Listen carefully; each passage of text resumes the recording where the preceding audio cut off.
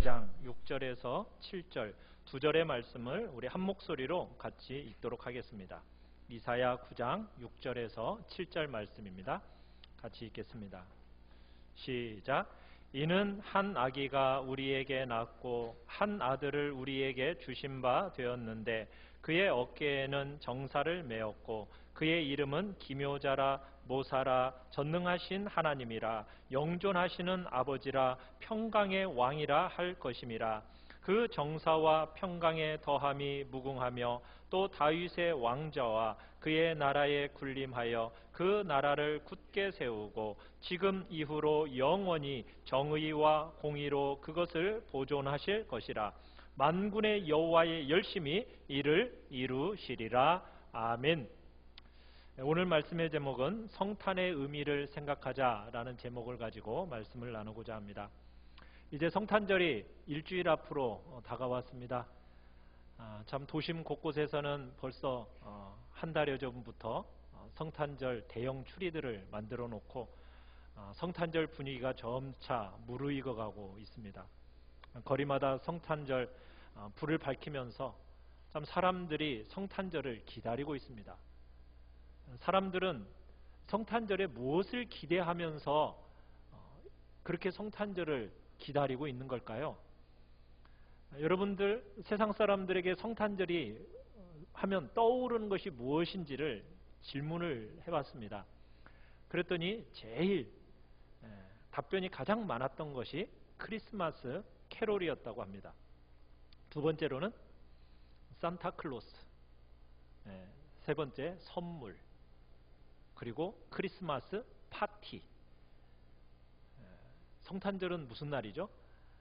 예수님과는 아무 관련 없는 것들처럼 다른 것들이 이렇게 앞서 있습니다. 그래서 예수님이 떠오른다라는 응답자는 17%에 불과했고, 또 이제 성탄절의 의미에 대해서 물어봤더니 2명 중에 1명꼴로 가족과 연인과 함께 소중히 하는 시간, 이것이 대다수를 이루었다고 합니다. 예수님의 생일이라고 이렇게 답변한 내용은 7%, 8%에 그쳤다고 그래요. 사랑하는 성도 여러분은 성탄절 기대하고 계십니까? 아무 대답이 없으신 것이 별로 기대가 안 되는 것 같습니다. 여러분 성탄절은 어떤 의미를 두고 기대하고 기다리고 계십니까? 우리 믿는 사람들이야 그렇게 답변하겠지요. 아기 예수의 탄생을 기뻐하고 즐거워합니다. 그러면서 성탄절에 아기 예수의 탄생에 대한 이야기, 그 이야기들을 많이 하게 됩니다. 아기 예수에 대해서 노래하고 아기 예수의 태어난 날을 즐거워하고, 이것이 아마 우리에게 있어 자연스러워 보이는 교회 행사 중에 하나인 것 같습니다. 그런데 아기 예수의 생일을 기억하는 것이 우리에게 도대체 어떤 의미가 있고 어떤 유익이 우리에게 있을까요? 2000여 년 전에 태어난 그 예수 그리스도의 탄생이 우리에게 무슨 의미가 있냐는 얘기입니다.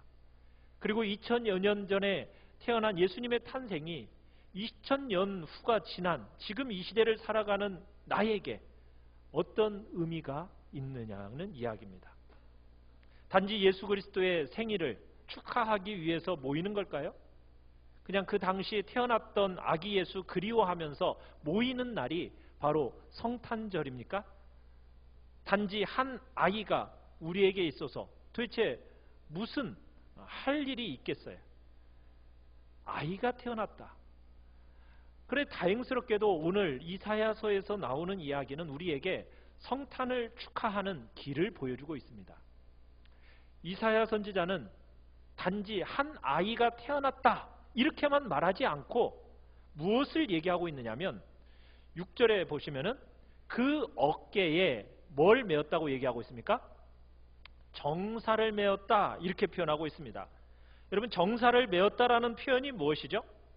정사를 메었다. 이 아이가 왕이 될 거다라는 이야기입니다. 왕이 될 거다. 그래서 이 아이의 탄생이 중요한 이유는 무엇이냐? 그냥 한 아이가 태어난 것이 아니라 이 아이는 왕이란 얘기입니다. 한 왕이 태어났다라는 이야기입니다. 그래서 중요한 소식이 될 수밖에 없는 겁니다. 이것과 관련해서 우리가 기억해야 할 사실이 있습니다. 그 한 가지 사실은 뭐냐면 사탄은 예수 그리스도가 이 땅에 오는 것을 끊임없이 방해했습니다. 예수가 이 땅에 온다라는 것을 끊임없이 무던히도 애썼던 세력이 바로 사단의 세력입니다.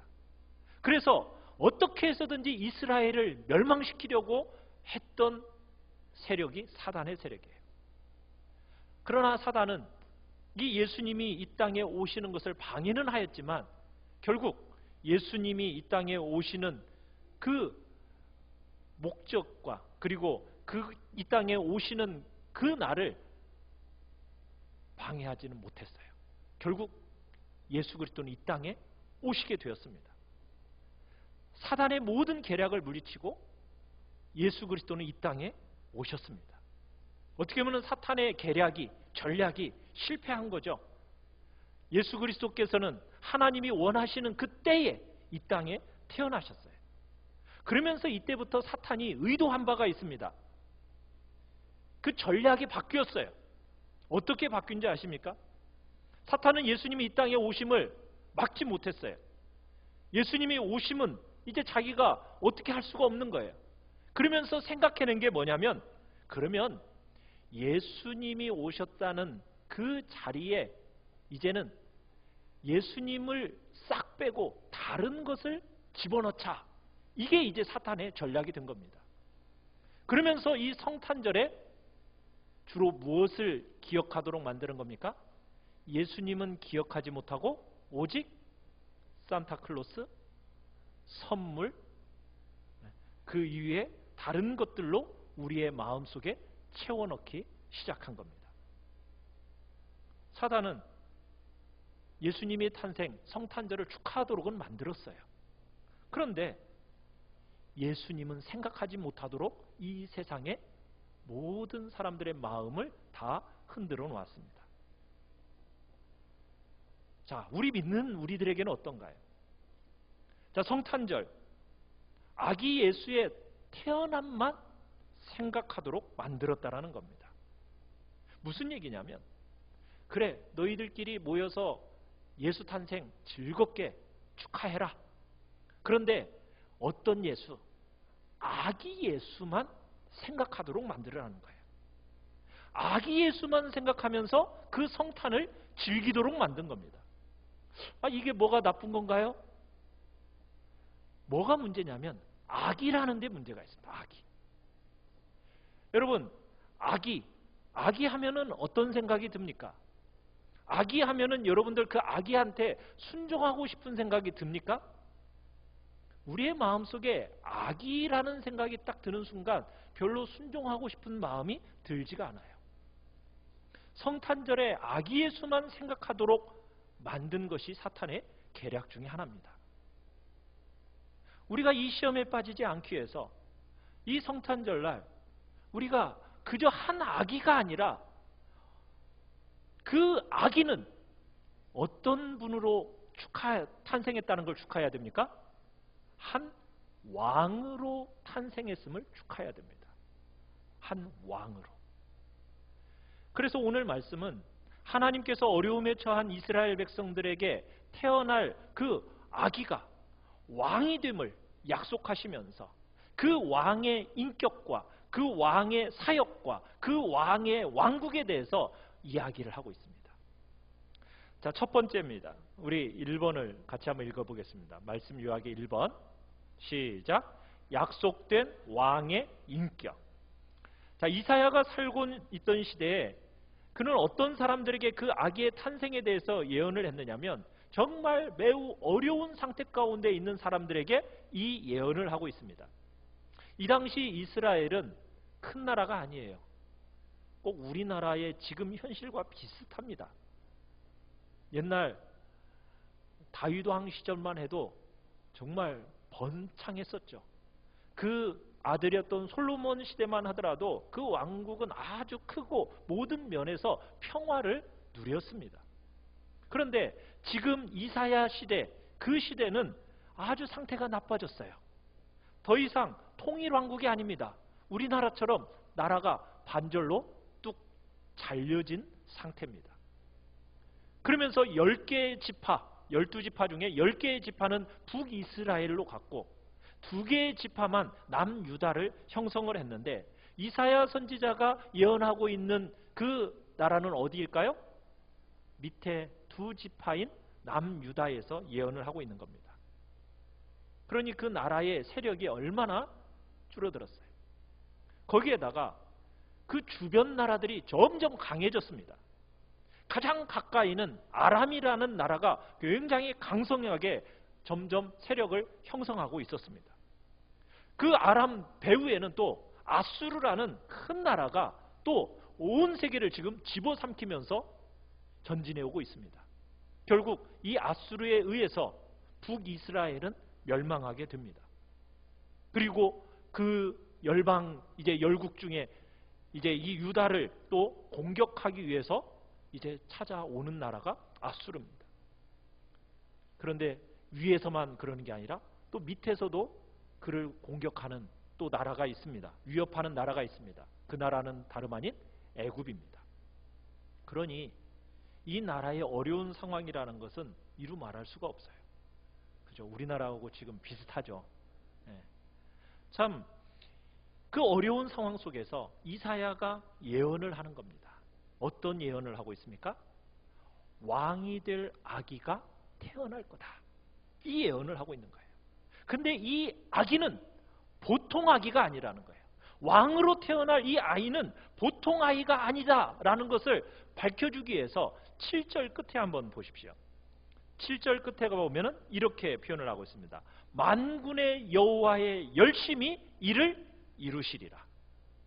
이 일을 누가 이루신다고요? 만군의 여호와 하나님이 이것을 이루실 것을 말씀하고 있어요. 약속된 아이가 태어나고 이 아이가 왕직을 받게 함에 있어서 누가 이 일을 이루신다고요? 여호와 하나님의 열심히 이것을 이루신다는 겁니다. 그런데 왜 그렇게 하나님이 이 아이의 태어남에 대해서 열심을 가지고 이렇게 강조하면서 그 열심을 강조하면서 이렇게 하시는 걸까요? 뭐 태중에 있는 아이 뭐 하나님이 만드시고 하나님이 성장시키는 건 당연한 겁니다. 우리 인간의 장부를 만드시고 모태에서부터 그 아이의 조직을 만드시는 분도 하나님이십니다. 그러나 보통 아이가 태어나는 것에 대해서 하나님이 이렇게까지 표현하시겠어요? 그건 아니겠죠. 만군의 여호와의 열심히 이를 이루시리라. 그러면 도대체 이 아이가 어떤 아이이기에 하나님의 열심으로 이루어지는 아이인가? 그 이름 중에 하나가 아주 특별한 이름이 있습니다. 우리 6절을 보시면 이름이 나와요. 이름이 5가지가 나오는데 그 중에 하나가 어떤 이름이 있느냐면 전능하신 하나님이다 라는 이름이 있습니다. 자, 이 태어나는 아이는 사람인 동시에 누구라는 얘기입니까? 전능하신 하나님이란 얘기입니다. 이 아이는 인간처럼 아이처럼 태어납니다. 보통 모든 아이들처럼 부드러운 피부를 가지고 그리고 자그마한 손가락을 가지고 엄마의 보호를 받으면서 자라야 할 아이로 이 땅에 태어납니다. 혼자서 앉지도 못하고 부모의 보호를 받아야만 하는 아이로 이 땅에 태어나는데 이 아이가 그 이름에 뭐라고요? 전능하신 하나님이라고요. 이 아이는 모든 인간보다도 힘이 있고 능력이 있고 모든 것을 다스리시는 하나님이라고 이야기를 하고 있습니다. 이 아이가 성탄절에 인간으로 태어난 이 아이는 왕이신데 어떤 분이시라고요? 전능하신 성자 하나님이시라고 성경은 얘기하고 있는 겁니다. 여러분, 이 일이 얼마나 놀라운 일인지 아십니까? 우리가 아무리 깊이 생각하고 오래 생각해도요, 이것이 우리가 이해하지 못할 일이에요. 왜냐하면 인간보다도 존귀하신 하나님이 어떻게 작은 아이로 태어날 수 있느냐는 거예요. 여러분, 무한이라는 존재가 연약한 유한이라는 존재 속으로 태어난다는 것이, 들어간다는 것이, 이게 우리의 인간의 머리로 아무리 이해를 하려고 해도 이해할 수 없는 일이 일어나는데 이 일을 누가 이루신다고요? 만군의 여호와의 열심히 이것을 이루신다라고 얘기하고 있는 겁니다. 그래서 성탄절에 태어나는 이 아이는 왕입니다. 신적인 왕, 전능하신 하나님, 그분이라고 성경은 얘기하고 있어요. 이스라엘에 다윗을 이유로 여러 왕들이 세워져 왔습니다. 그런데 그 왕들 중에 선한 왕도 있고 악한 왕도 있어요. 그런데 지금까지 왕들이 어떤 왕이냐에 따라서 그 나라가 정말 좌지우지 되는 거예요. 좋지 못한 왕이 세워지면 나라가 점점 약화되는 겁니다. 백성들을 자꾸 잘못된 길로 인도해서 결국에는 그 나라가 정말 고통 속으로 빠져나가도록 만드는 것이 왕의 역할이었어요. 좋은 왕이 세워지면 정말 하나님을 잘 섬기고 백성들을 잘 인도하면서 정말 그 나라를 부강하게 만들어줬습니다. 다윗 왕과 같은 사람이. 그런데 이 좋은 왕조차도 부족한 인간이었어요. 잘못을 저지르기도 했어요. 그러니까 정말 어떤 왕이냐가 너무나도 중요한 거예요. 그런데 하나님이 보내신 왕은 어떤 왕이라고요? 인간일 뿐만 아니라 하나님 자신이라는 거예요. 하나님 자신은 왕으로서, 정말 착한 왕으로서, 좋은 왕으로서 이스라엘을 인도하고 다스리실 것을 지금 얘기하고 있는 겁니다. 모든 위험으로부터 보호할 왕. 그런데 그 왕은 동시에 하나님이시라는 거예요. 그래서 이스라엘 백성들에게 지금 너희에게 한 아기가 태어날 거고 그 아기는 왕이 될 건데 그는 전능하신 하나님이다. 성탄절에 태어난 아기가 바로 이 육체를 입은 성자 하나님이십니다. 여러분, 이 얼마나 놀라운 왕이십니까? 신적인 능력으로 우리를 다스리시고 신적인 권능으로 우리를 보호하시면서 우리에게 나타나실 그 왕. 그래서 우리는 성탄절에 바로 이 한 아기의 출생이 아니라 한 왕의 출생이요, 하나님이신 왕의 출생임을 우리가 기억하고 그분을 찬양하며 높이며 나아가는 겁니다. 두 번째입니다. 우리 같이 한번 읽어보겠습니다. 시작. 약속된 왕의 사역. 자, 이 약속된 왕은 어떤 일을 하시는 걸까요? 자, 그분께 돌려지는 이름을 우리 한번 살펴보면 잘 이해할 수가 있는데, 자, 우리가 6절에 보면 성경에 5가지 이름이 나옵니다. 우리 같이 한번 찾아서 읽어볼까요? 5가지 이름. 시작. 기묘자라, 모사라, 전능하신 하나님이라, 영존하시는 아버지라, 평강의 왕이라 할 것입니다. 자, 지금 5가지가 나왔는데 다른 두 이름은 2단어로 되어 있죠. 그런데 첫 번째와 두 번째는 한 단어씩 되어 있지 않습니까? 그런데 영어로는 이 두 단어를 하나로 묶었습니다. 원더풀 카운셀러. 자, 이것을 우리말로 하나로 묶어보면 뭐라고 얘기할 수 있을까요? 기묘한 계획을 세우는 모사. 기묘한 모사. 여러분, 모사가 뭐죠? 모사. 모사라는 것은 우리 삼국지를 읽어보신 분들은 모사에 대해서 참 많이 알고 있어요. 삼국지에 나오는 모사 중에 제일 유명한 모사가 누굽니까? 제갈공명이죠. 제갈공명. 약속된 왕. 이 약속된 왕은 기묘한 것을 계획하는 분이라는 거예요. 우리가 제갈공명을 생각하면 전쟁이 나면은 그 모든 전략을 이길 수 있는, 승리할 수 있는 전략을 쫙 펼쳐주면서 계획해주고 알려주지 않습니까? 마찬가지로 우리에게 태어난 왕, 그분의 중요한 사역이 뭐냐? 항상 계획을 만들어야 된다는 거예요. 백성이 지금 위험에 처해 있습니다. 위험한 상태에 처해 있어요. 그러면은 먼저 그들을 구원하기 위한 계획을 세워야 할 거 아니겠습니까? 이게 왕의 임무예요. 지도자의 임무입니다. 여러분, 이스라엘에 장차 태어날 왕이 아주 계획을 잘 세우는 왕이라는 거예요. 구원을 하는 데 있어서 너무너무 우리 인간이 생각할 수 없는 아주 인간 상상의 초월, 기대를 초월하는 그런 계획을 세우시는 분이 바로 이 왕이라는 겁니다. 이 구원의 계획은 인간의 마음속에서 나온 게 아니라 바로 사람의 기대를 초월하는 그런 계획을 세우시는 분이라는 거예요. 두 번째, 생각할 이름이 무엇입니까? 전능하신 하나님. 왜 신성이 그렇게 중요한 거예요? 왕이 계획만 잘 세우면 돼요, 안 돼요?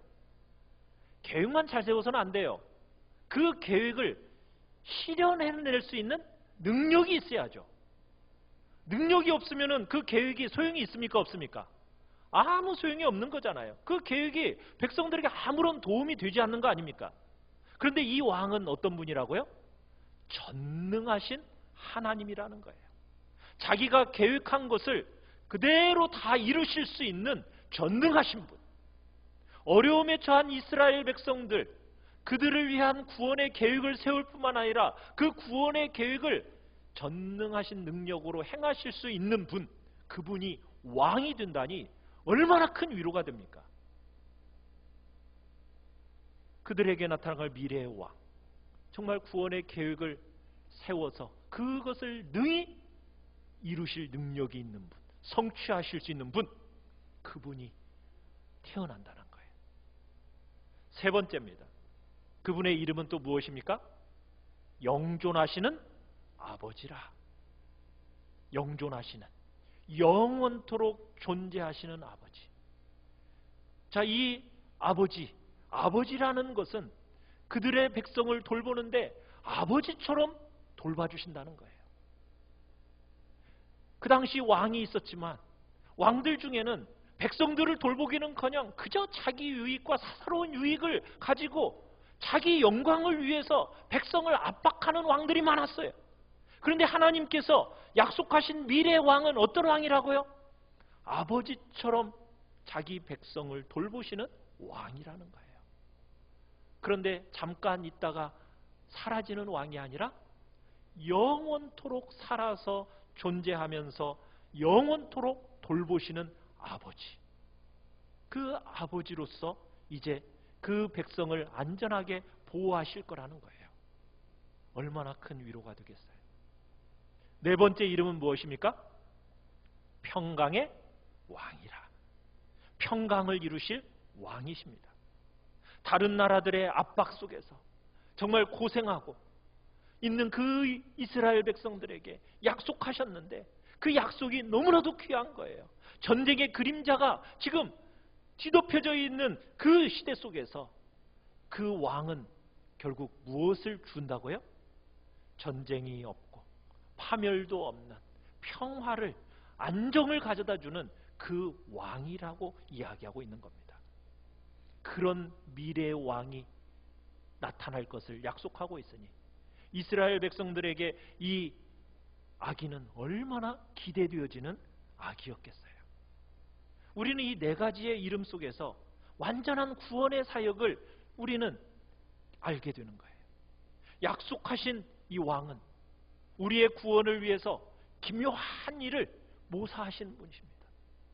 그분은 구원의 놀라운 계획을 이루시는 전능하신 하나님이십니다. 그리고 우리의 구원을 그 계획 속에서 끊임없이 영원토록 그 구원 안에서 영원한 아버지로서 우리를 보호하시고 인도하십니다. 그리고 우리의 심령 안에 구원의 결과로 평강을 풍성하게 내려주시는 그 왕, 그 왕이 태어나게 되는 거예요. 사랑하는 성도 여러분, 이 약속은 이스라엘 백성이 나중에 더 이상 핍박을 당하지 않고 두려움 없이 살 수 있다는 것이 다 포함이 돼요. 그러니 이사야의 예언을 듣는 이스라엘 백성들의 마음은 어떻겠어요? 너무너무 기뻤던 거죠. 그리고 마침내 성탄절에 베들레헴에 이 아이가 태어난 겁니다. 그리고 이 아이는 우리에게 구원자로 나타나신 겁니다. 우리의 구원을 위해서 매 해마다 우리의 구원을 위한 놀라운 계획을 하나님은 세워놓고 계시고, 그리고 그 전능하신 능력으로 그 구원의 계획을 행하시며, 그리고 우리를 영원토록 아버지처럼 인도하시는 그분. 그래서 마침내 우리에게 평강과 위로를 넉넉하게 주시는 그 아이, 그 왕이 우리 가운데 나타나신 겁니다. 그분은 바로 우리가 신뢰해야 할 예수 그리스도이신 거예요. 그분을 믿고 신뢰하면서 우리는 살아가는 겁니다. 세 번째입니다. 같이 한번 읽어보겠습니다. 시작. 약속된 왕의 왕국. 자, 한 가지 놀라운 일은 뭐냐면, 자, 한 아기가 우리에게 낳고 한 아들을 우리에게 주신 바 되었다라고 6절에 시작을 하면서, 그런데 이 왕의 태어남이 바로 이스라엘을 위함이 되지만은 왕이 태어나기까지는 몇 년이 걸리는지 아십니까? 이사야가 예언한 이후로 예수 그리스도가 태어나는지 몇 년 후에 태어나게 됩니까? 약 700여 년이 흐른 뒤에 예수님은 태어나게 됩니다. 700년이 걸리는 거예요. 그러면은 그때 이 예언을 처음 들었던 사람들은 다 어떻게 된 뒤죠? 다 죽은 후죠. 그러면 현재 공궁 속에 있는 이스라엘 백성들에게는 이 예언이 무슨 위로가 되는 겁니까? 약속된 왕이 이스라엘을 그 원수의 손에서 전혀 구원해 주지 못하잖아요. 하나님께서 이 예언을 통해서 백성들에게 가르치고자 한 것은 뭘까요? 그것은 다름 아닌 현재의 구원이 아니라 미래의 구원을 기다려야 할 것을 가르치고 있는 겁니다. 우리가 바라봐야 할 왕국도 이 땅의 왕국이 아니라 어떤 왕국이요? 나타날 왕국을 기대할 것을 지금 얘기하고 있는 거예요. 어떻게 보면 그들이 알고 있는 왕국하고는 전혀 달라요. 이스라엘 백성들이 원하는 왕국은 어떤 왕국이에요? 그들이 원하는 메시아는 어떤 메시아입니까? 이 땅에 모든 사람들을 정복하고 다 정복해서 자기들이 군림하는 그런 나라, 그런 왕국을 원했어요. 그런데 이 나라는 그런 나라가 아니었어요. 7절을 우리 다시 한번 읽어보겠습니다. 7절 시작. 그 정사와 평강의 더함이 무궁하며 또 다윗의 왕자와 그의 나라에 군림하여 그 나라를 굳게 세우고 지금 이후로 영원히 정의와 공의로 그것을 보존하실 것이라. 여기서 보면, 자, 그 왕국의 기초라는 건 뭐냐면 정의와 공의로 그 나라를 보존한다. 그 나라는 하나님이 공포하시는 하나님의 규칙, 하나님의 명령, 하나님의 계명이 기초가 되어지는 나라. 그 나라는 예언의 말씀이 지금 강조하는 바는 너희들이 다른 나라를 공격해서 그 나라를 정복하고 마침내 너희 나라들이 점점점 넓어질 거다, 이 이야기를 하는 것이 아니라 중요한 게 뭐냐면 이 백성들을 변화시키겠다라는 거예요. 이 백성들, 자기 백성이 공평과 정의로 다스리는 그 나라에 살도록 그들을 하나님의 명령을 지키는 사람들로 변화시키겠다. 이게 강조점입니다. 이스라엘 백성의 소망의 왕국은 세속적인 성공을 이루는 왕국이 아니라는 거예요. 그 왕국은 어떤 왕국입니까? 하나님의 명령을 순종하는 왕국입니다. 성탄절에 태어난 왕은 그 왕국을 세우러 오는 거예요. 이 땅에서 뭔가 점점 세력을 넓혀가서 이 세상을 정복하는 그런 왕이 아니라, 그런 나라가 아니라 어떤 나라입니까? 하나님의 말씀에 순종하는 왕국. 그 왕국을 세우러 오셨다라는 거예요. 그러면 우리가 예수 그리스도에게서 기대할 것이 무엇이겠습니까? 세상적인 성공을 기대할까요? 세상적인 평화를 기대합니까? 아니면은 문제없는 생활을 우리는 기대합니까? 그게 아니라는 거예요. 우리가 그분으로부터 기대할 수 있는 것은 무엇입니까? 죄 없는 삶입니다. 영원한 평화입니다. 원수의 공격이 없는 하늘 나라입니다. 그 왕국은 언제 온전히 세워지나요? 예수 그리스도의 재림의 날에 온전히 세워지는 거예요. 그렇다면 성탄절은 우리로 하여금 그저 뒤를 돌아보면서 그래 아기 예수가 태어났다 그것을 축하하면서 박수치고 즐거워하는 그런 성탄절이 아니라 미래를 내다보면서 왕이신 예수 그리스도께서 오심을 바라보는 날이 되도록 해야 된다는 겁니다. 이스라엘은 그 왕국을 멀리서 내다봤어요. 그러나 우리는 이제 그 나라가 보다 가깝게 왔습니다. 우리는 그 나라를 바라보며 살아가야 되는 거예요. 그저 이스라엘처럼 어려운 상황 속에서 그거 해결만 해달라 이것이 아니라 어려움 없이 사는 것이 우리의 삶의 이유가 아니라 완전하고 영원한 예수 그리스도의 왕국 그 나라를 바라보며 살아가도록 우리는 성탄절을 우리는 이제 생각하며 그 날을 지켜나가야 되는 겁니다. 사랑하는 성도 여러분, 우리가 이 시간 예수 그리스도의 탄생을 그 구원의 사역과 한번 연결지어서 생각해 보기를 원합니다. 그래야 우리가 참된 의미를 이해할 수가 있습니다. 우리를 위하여 그 구원을 베풀어 주시되 어떠한 구원을 베풀어 주시고 계시는가? 이 땅에 오신 예수 그리스도 그저 한 아기가 아닙니다. 왕으로 이 땅에 오셨습니다. 우리가 순종해야 할 왕으로 이 땅에 오셨습니다. 그분은 여러분의 구원을 위해서 놀랍고 기묘한 계획을 세우시는 모사이십니다. 전능하신 하나님으로서 그 모든 계획을 넉넉히 이루실 하나님이십니다. 그분은 여러분의 구원 속에서 영원토록 존재하시면서 아버지처럼 인도하시고 여러분의 삶을 보호하시는 참된 아버지이십니다. 그리고 여러분의 심령에 그 놀라운 평강으로 덧입혀 주실 왕이심을 믿으며 나가시길 바랍니다. 그리고 여러분이 정말 기억하며 여러분들이 추구하며 살아가야 할 나라는 이 세상의 나라가 아니요 이 세상의 성공이 아니요 우리에게 다시 오셔서 이 땅 가운데서 이루실 영원한 하나님의 나라, 주님이 다시 오셔서 죄 없는 영원한 나라, 그 나라를 세우실 것을 기대하면서 여러분들이 이 땅에 오신 예수 그리스도 그 성탄절의 의미를 깊이 마음속에 새기며 나아가시는 귀한 성탄절을 맞이하는 우리 모든 성도들이 되시기를 간절히 축원합니다. 우리 시간 같이 찬양하며 나아갑시다.